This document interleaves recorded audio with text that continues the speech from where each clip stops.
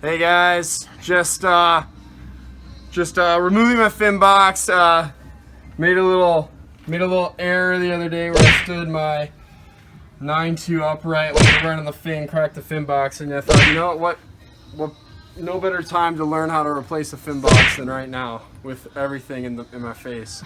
As you can see, we've utilized our resources well. This is a kitchen knife.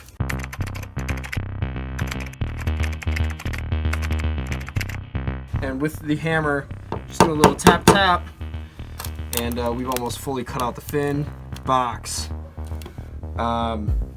Yep, we're gonna remove this. Stay tuned, folks.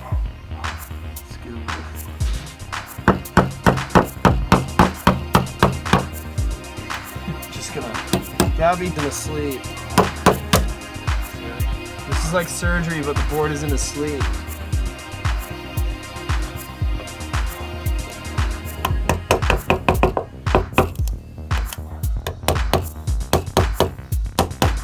Luckily this knife bends the way I wanted to.